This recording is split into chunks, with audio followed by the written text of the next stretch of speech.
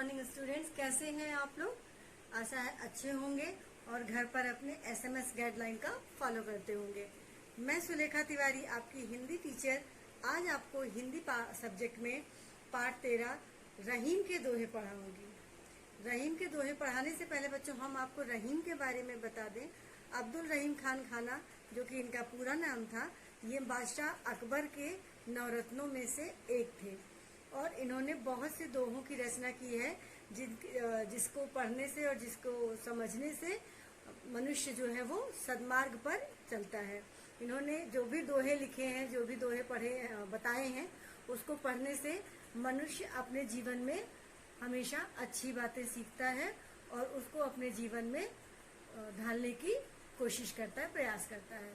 तो आइए हम शुरू करते हैं। सबसे पहले रहीमदास जी के दोहे का जो पहला है उस दोहे से, जो कि इस प्रकार है। रहीमन धागा प्रेम का मत तोड़ो चटकार, टूटे फिर ना जुड़े, जुड़े गांठ पर जाए। इस दोहे में रहीमदास जी कहना चाहते हैं कि जब हम आपस में किसी के साथ प्रेम और मित्रता से रहते हैं तो हमारे लिए अच्छा रहता है, लेकिन अगर हमारे बीच कभी कोई गलतफहमी हो जाती है या किसी कारणवश हमारी दोस्ती या हमारी मित्रता टूट जाती है और उसके बाद हम चाहते हैं कि हमारा व्यवहार, हमारा संबंध पहले जैसा बना रहे, तो वो मुश्किल होता है। व्यवहार बना रहता है लेकिन उसमें पहले जैसी प्रगाढ़ता यानी प्रेम नहीं रहता। कैसे? उस प्रकार जिस प्रकार की अगर हमारा कोई धागा होता है, जो धागा मतलब जो सुई धागे में से हम लोग कपड़े सिलते हैं वो धागा, और अगर वो धागा टूट जाता है तो हम उसको दोबारा से अगर सुई में डाल के जोड़ने की कोशिश करते हैं तो कितना भी बारीक धागा होता है, जब हम उसको जोड़ते हैं तो उसमें गांठ पड़ ही जाती है धागे में, और वो फिर बार बार सिलने में, सुई में अटकाता है, अड़चन डालता है। उसी प्रकार मनुष्य का व्यवहार भी जब एक बार किसी से टूट जाता है या उनमें अनबन हो जाती है तो दोबारा उनमें मित्रता होने के बावजूद भी उनका जो व्यवहार रहता है वो पहले जैसा प्रेम पूर्वक नहीं रहता। फिर देखिए दूसरा दोहा लिखा है, रहीमन निज मन की व्यथा, मन ही राखो गोय, सुन इठलई हैं लोग सब, बाँट न लई हैं कोई। यानी रहीमदास जी इसमें कह रहे हैं दोबारा से कि गोय मतलब मित्र, सखी, सहेली, आप लोग जो भी हैं, आपके अपने मन की जो व्यथा है, आपके जो मन का कष्ट है, जो दुख है, उसको आप लोग अपने तक ही सीमित रखिए। उसे किसी दूसरे को बताने की आवश्यकता नहीं है। इसलिए कि यदि आप अपने मन की व्यथा, आप अपना कोई कष्ट, आप अपनी कोई तकलीफ़ किसी दूसरे को बताएंगे तो वह आपकी तकलीफ़ को बांट नहीं लेगा, वो आपकी तकलीफ़ को हर नहीं लेगा, बल्कि उसको सुन के उसका मजाक उड़ाएगा। एक लोगों से कहेगा, दो लोगों से और बताएगा, इधर की बात उधर, इधर की बात उधर, चारों तरफ आपकी बदनामी होगी। इसलिए कहा जाता है कि अगर आपके अंदर आपको कोई कष्ट है, जैसे कि आप अपने घर में, मान लीजिए आप गरीब हैं, आपके घर में रोज़ अच्छे अच्छे खाना नहीं बन पाते हैं, जैसे साधारण आप सिर्फ सब्जी रोटी या दाल रोटी या खाते हैं, तो इसको रोज़ अपने किसी दोस्त, मित्र या किसी भी मतलब कितना भी आपका बेस्ट फ्रेंड या कोई भी हो, उसको ये चीज़ें बताने की ज़रूरत नहीं है कि हम गरीब हैं या हमारे अंदर घर में कोई कमी है, जो भी कुछ है। क्यों? क्योंकि वो अगर आपने तो बता दिया उसको, आपने अपना जान के, किंतु वह सुन के क्या करेगा, आपको पैसे तो देगा नहीं, आपको अमीर बनाएगा नहीं, ना ही वो आपकी कष्ट पीड़ा को हरेगा, बल्कि एक आध दो लोगों की और भी बताएगा कि पता है तुमको कि उसके घर में ना हमेशा दाल रोटी ही बनती है, उसके यहाँ कभी अच्छी अच्छी खाने की चीज़ें नहीं आती। तो वो आपका मजाक उड़ाता है, तो इससे आपको और कष्ट होगा। इससे अच्छा है कि हमारा जो कष्ट है कि हम गरीब हैं या हम दुखी हैं, वही एक कष्ट बना रहे ना। क्यों हम चारों तरफ अपनी बातों को बता के, बढ़ा के हमारी बदनामी हो और हमें और ज़्यादा कष्ट हो। इसीलिए अपनी जो मन की व्यथा है वो सिर्फ अपने तक ही सीमित रखना है, किसी दूसरे को बताना नहीं। फिर बच्चों देखिए तीसरा दोहा, जिसमें लिखा है कि जो रहीम उत्तम प्रकृति, का कर सकत कुसंग, चंदन विष व्यापे नहीं, और लिपटे रहत भुजंग। तो पहले आप इन शब्दों में, इस दोहे में कुछ शब्दों के अर्थ देख लीजिए कि उत्तम प्रकृति, उत्तम प्रकृति मतलब अच्छा व्यवहार, गुड नेचर। कुसंग, कुसंग मतलब गलत संगति, बैड फ्रेंडशिप। चंदन विष व्यापे नहीं और लिपटे रहत भुजंग। भुजंग मतलब होता है सांप। तो यहाँ पे रहीम दास जी अच्छे स्वभाव वाले व्यक्तियों की प्रशंसा कर रहे हैं इस दोहे में। अच्छे जिन व्यक्तियों के, जिन मनुष्यों के स्वभाव अच्छे होते हैं उनकी प्रशंसा करते होते हैं कि जो वो अच्छे व्यक्ति जो होते हैं वो हर परिस्थिति में अच्छे ही बने रहते हैं। उन्हें कभी भी किसी भी चीज़ के लिए गलत काम नहीं करना पड़ता। यानी कि जो संत हैं, जो साधु हैं, वो हमेशा से अपनी सज्जनता कभी नहीं छोड़ते, चाहे वो चोरों के बीच में हो तब भी वो चोरी करना नहीं सीखते। उन्हें अपना 2 पैसे भिक्षा मांग के या ज्ञान दे के किसी को पैसे कमाना कर लेंगे, मगर कहीं चोरी या वो नहीं करते हैं। किस तरह? उसी प्रकार जिस तरह चंदन का जो वृक्ष होता है, आपको पता है ना चंदन कितना अच्छा होता है, कितना अच्छा महकता है।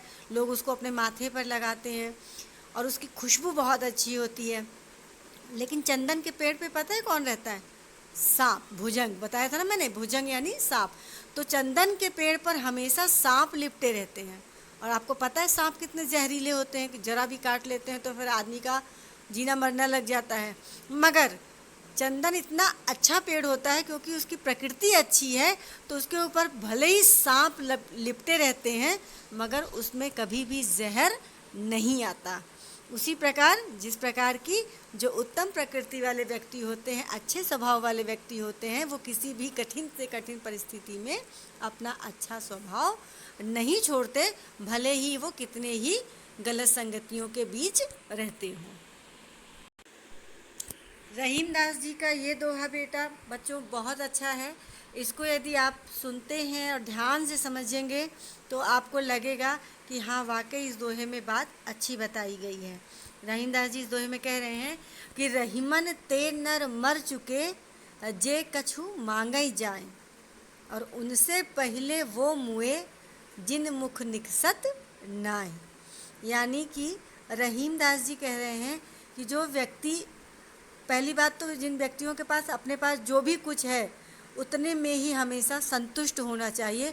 दूसरे की चीज़ों को देख के कभी हमें लालच नहीं करना चाहिए कि हमारे पास भी 4 पहिया गाड़ी हो, हमारे पास भी बंगला हो, हमारे पास भी अच्छी अच्छी सुविधाजनक चीज़ें हों। यह आवश्यक नहीं। हमारे पास जो भी है हमको उसमें ही संतुष्ट रहना चाहिए। तो इसी बातों को प्रकट करते हुए रहीम दास जी कहते हैं कि ते नर मर चुके जे कछु मांगे जाए, कि वो नर जो हैं वो मनुष्य मरे के समान हैं जो किसी से अपनी सुविधा के लिए, अपनी के लिए किसी से कोई चीज़ मांगने जाते हैं, उधार मांगने जाते हैं। जैसे अब हमें अच्छे त्यौहार आ रहा है, हमारे पास अच्छे कपड़े नहीं हैं, तो हम अच्छे कपड़े खरीदने के लिए किसी से पैसे उधार मांगने जाएं, तो वो तो बहुत ही गलत है। अगर हमारे पास नहीं है तो कोई बात नहीं, हमारे पास पुराने कपड़े हैं, हम उसमें ही काम चलाएंगे। नए कपड़े के लिए हम उधार मांगने गए तो हमसे बुरा वैसे भी कोई नहीं। किंतु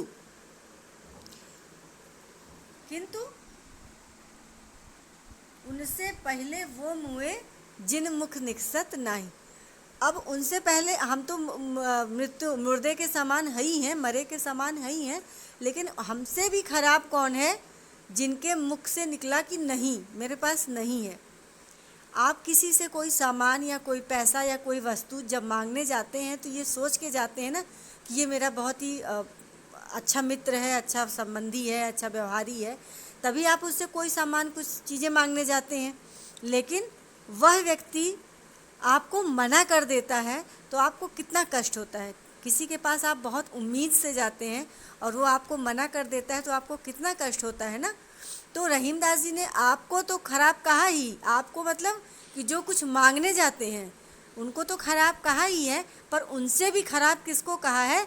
जो आवश्यकता पड़ने वाले व्यक्ति को उसके आवश्यकता अनुसार सामान देने से मना कर देते हैं। ठीक, तो कोशिश यही रहे कि पहली बात तो हम कभी किसी से कोई चीज़ मांगे ही नहीं, और दूसरी चीज़ कि यदि हमसे कोई मांग रहा है कोई चीज़, उसकी आवश्यकता की है और हमारे पास है, हम सक्षम हैं, तो हम उसकी आवश्यकता को ज़रूर पूरी करें। उसको नहीं, मेरे पास नहीं है, ऐसा ना कहें। ठीक।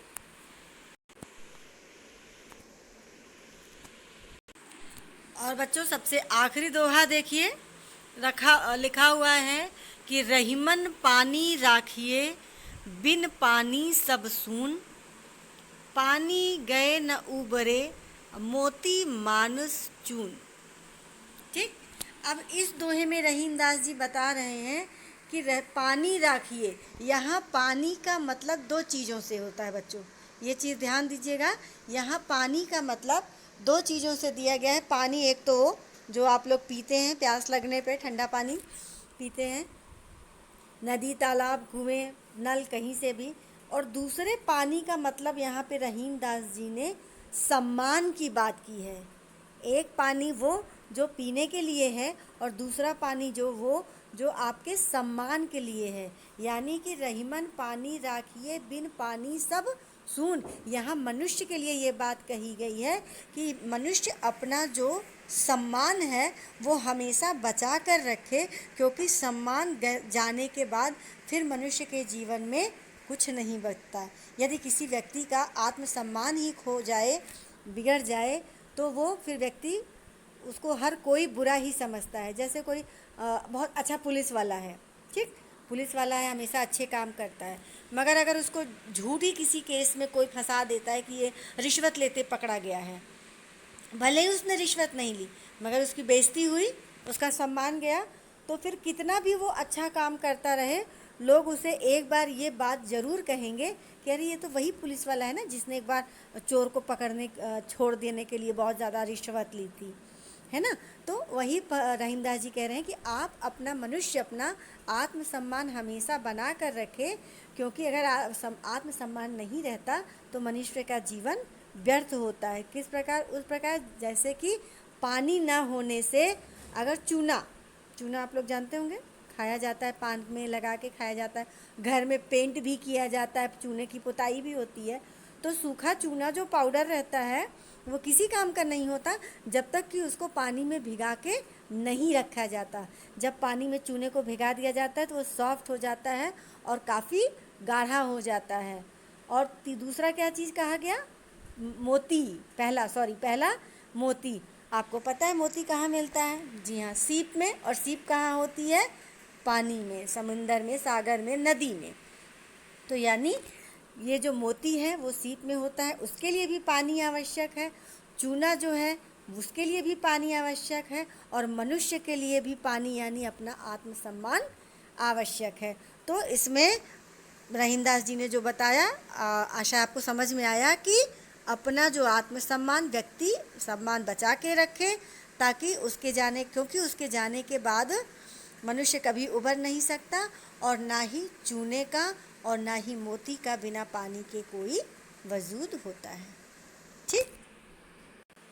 एक और दोहा देखिए जिसको मैं आपको थोड़ा सा गा के सुनाऊंगी, और इस दोहे में भी मनुष्य की उस गुणवत्ता की प्रशंसा की गई है जिसको कि मनुष्य स्वयं नहीं उजागर करता, बल्कि अन्य कोई अपने आप जान जाता है। तो दोहा है, बड़े बड़ाई ना करें, बड़े न बोलें बोल, रहीमन हीरा कब कहे, लाख टकों मोल। यानी कि जो बड़े लोग होते हैं, अच्छे लोग होते हैं, गुणी लोग होते हैं, उनकी बड़ाई करनी नहीं पड़ती, उनको अपने गुण बताने नहीं पड़ते हैं। किस प्रकार? जिस प्रकार की हीरे को कभी नहीं बताना पड़ता कि वो कितना कीमती है, कितना मूल्यवान है। जैसे कि मान लीजिए किसी ने हाथ में आर्टिफिशियल रिंग पहन रखी है, ऐसे नॉर्मल प्लास्टिक या स्टील नग की, तो ठीक है, अच्छा, तो मुश्किल से सब समझ जाते हैं कि हाँ 10-20 रुपए की होगी, 50 रुपए की होगी। किसी ने चलिए गोल्ड पहन लिया, सोने की अंगूठी भी कई लोग पहनते हैं, तो भी छोटी देख के समझ जाते हैं कि हाँ अच्छी है, 2-4 हज़ार रुपये की होगी। ठीक। मगर अगर किसी ने हीरे की अंगूठी पहन ली और आपने पूछा कि ये आपकी हीरे की अंगूठी है आज, तो जैसे ही वो व्यक्ति कहता है कि हाँ ये मेरे हीरे की अंगूठी है, तो आप उसका दाम नहीं पूछते। क्यों? क्योंकि आपको पता है कि हीरा अपने आप में ही इतना कीमती है, तो ये ज़रूर 20-25 हज़ार का होगा, पूछने की क्या ज़रूरत है। उसी प्रकार मनुष्य भी, जो व्यक्ति गुणी होते हैं, यानी कोई कवि हो, जैसे अगर हम श्री राम का नाम लें, प्रभु थे, वो भगवान थे, लेकिन उन्होंने भी मानव अवतार में मनुष्य के अवतार में भी सभी काम मनुष्यों के जैसे किए थे। तो कोई अगर राम का नाम लेता है तो उसको फिर उसके आगे बताने की ज़रूरत ही नहीं पड़ती कि वो कितने अच्छे थे। उनके नाम लेने से ही सब लोग समझ जाते हैं कि राम क्या थे। ठीक, जैसे अभी आप मान लीजिए वो तो भगवान थे। हम चलिए अटल बिहारी सॉरी आपके देश के प्रधानमंत्री कौन है? नरेंद्र मोदी। राष्ट्रपति कौन थे? अब्दुल कलाम। अगर इन लोगों का हम नाम लेते हैं और आपके सामने बताते हैं कि ये, तो अगर हम जैसे ही एक दो नाम लेते हैं आप लोग तुरंत उनकी विशेषताओं के बारे में बताना शुरू कर देते हैं कि वो लोग हमारे राष्ट्रपति थे, बहुत बड़े साइंटिस्ट थे, मिसाइल मैन कहा जाता था अब्दुल कलाम को। तो ये सारी चीज़ें कि कहने की ज़रूरत नहीं पड़ती, वो ऑलरेडी उनके जीवन से हम लोग प्रभावित रहते हैं और तुरंत हम उनके बारे में बताना शुरू कर देते हैं। तो इसीलिए इस दोहे में बताया गया कि बड़ों को अपनी बड़ाई बताने की ज़रूरत नहीं पड़ती, उनकी बड़ाई विशेषता, बड़ाई यानी विशेषता लोगों को स्वयं पता होती है। सिर्फ नाम लेने मात्र से ही समझ में आ जाता है कि वह व्यक्ति कैसा है। जैसे कि हीरे को अपने आप देखने के बाद लोग समझ जाते हैं कि यह अमूल्य है, काफ़ी मूल्यवान है, इसकी कीमत पूछने की आवश्यकता नहीं। ओके, तो देखा बच्चों आपने रहीम दास जी ने कितने अच्छी बातें आपको बताई हैं, और अगर आप इन बातों को अपने जीवन में ढालते हैं, इनको अपनाते हैं, तो आप हमेशा अच्छी आदतों के ही आदी रहेंगे। क्योंकि जैसा कि मैंने आपको शुरू में ही बताया था कि रहीम दास जी के दोहे में हमेशा अच्छी और जीवन में ढालने वाली बातें बताई जाती हैं। तो इस रहीम दास जी के एक एक दोहे में उन्होंने आपको जो भी बातें बताई हैं उनको अपने जीवन में जरूर अपनाइए और हमेशा ऐसे ही खुश और अच्छे बने रहिए। ठीक, थैंक यू।